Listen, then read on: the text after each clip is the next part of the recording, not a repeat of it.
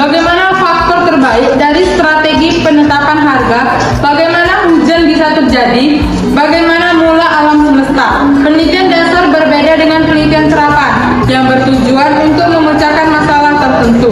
Selanjutnya yang ketiga adalah penelitian serapan. Penelitian serapan adalah penelitian yang bertujuan untuk menemukan solusi praktis dari masalah yang ada di masyarakat, industri, maupun pemerintah. Penelitian ini merupakan kelanjutan dari penelitian dasar. Ciri-ciri penelitian serapan berfokus pada penerapan penelitian dalam kehidupan sehari-hari.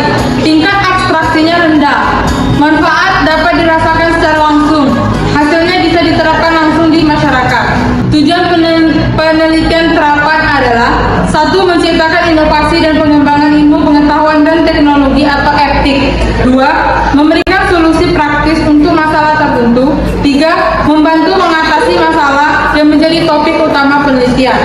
Contoh penelitian serapan yaitu penelitian tentang penerapan teknologi pertanian berbasis IT untuk meningkatkan produktivitas tanaman. Studi tentang penggunaan pupuk organik untuk meningkatkan hasil pertanian secara berkelanjutan. Jenis penelitian serapan: yang pertama penelitian evaluasi, yang kedua penelitian dan pengembangan, yang ketiga penelitian tindakan. Baiklah, selanjutnya saya akan menjelaskan tentang penelitian berdasarkan manfaatnya. Yang mana yang telah kita ketahui, penelitian berdasarkan manfaat adalah penelitian yang bertujuan untuk menyelesaikan masalah atau mengembangkan ilmu pengetahuan. Penelitian berdasarkan manfaat dibedakan menjadi penelitian murni dan penelitian serapan.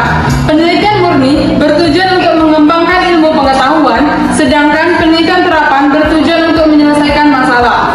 Penelitian murni bertujuan untuk mengembangkan ilmu pengetahuan, berupaya menjelaskan pengetahuan dasar mengenai dunia sosial. Penelitian serapan: 1. Bertujuan untuk menyelesaikan masalah tertentu. 2. Hasilnya dapat langsung digunakan sebagai dasar rekomendasi penanganan atau solusi. Manfaat penelitian dapat dibagi menjadi dua aspek utama, yaitu teoritis dan praktis. Manfaat teoritis: 1. Berkontribusi pada pengembangan teori atau konsep dalam bidang tertentu. 2. Semuanya bisa memperkuat teori yang sudah menguji hipotesis atau menghasilkan teori baru. Baiklah, saya akan melanjutkan. Penelitian berdasarkan tujuan adalah penelitian diklasifikasikan berdasarkan tujuannya, seperti penelitian dasar, penelitian terapan, dan penelitian pengembangan. Yang selanjutnya yaitu penelitian deskriptif, adalah metode penelitian yang bertujuan menggambarkan objek atau fenomena yang diteliti. Penelitian ini dilakukan untuk menjelaskan karakteristik objek penelitian, seperti peristiwa atau fenomena yang terjadi. Beberapa contoh penelitian deskriptif yaitu dampak sekolah daring terhadap kemampuan bersosialisasi siswa. Yang kedua, efektivitas upaya pemerintah untuk mengurangi pasien COVID-19. Yang selanjutnya, penelitian eksplanatori adalah metode penelitian yang bertujuan untuk menjelaskan hubungan sebab akibat antara variabel-variabel yang diteliti. Penelitian ini dilakukan dengan menguji tentang fenomena yang kompleks. Penelitian eksplanatori sering dilakukan dengan cara melakukan eksperimen atau percobaan. Contoh penelitian eksplanatori: yang pertama, penelitian untuk mengetahui hubungan kebiasaan merokok dengan penyakit jantung. Yang kedua, penelitian untuk mengetahui hubungan kemiskinan dengan kejahatan. Yang ketiga, penelitian untuk mengetahui hubungan kebebasan moral dengan perceraian. Yang keempat, penelitian untuk mengetahui hubungan kepuasan dengan prestasi. Lanjut, penelitian berdasarkan analisis data. Tiap penelitian menggunakan metode analisis tertentu. Metode analisis yang dimaksud ialah analisis kuantitatif dan analisis kualitatif. Istilah kuantitatif dan kualitatif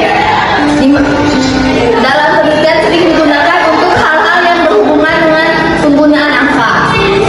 Apabila meneliti masalah yang bersifat kuantitas, misalnya pendapatan, pertambahan penduduk, upah, dan skor kepuasan kerja, penelitian yang digunakan adalah kuantitatif.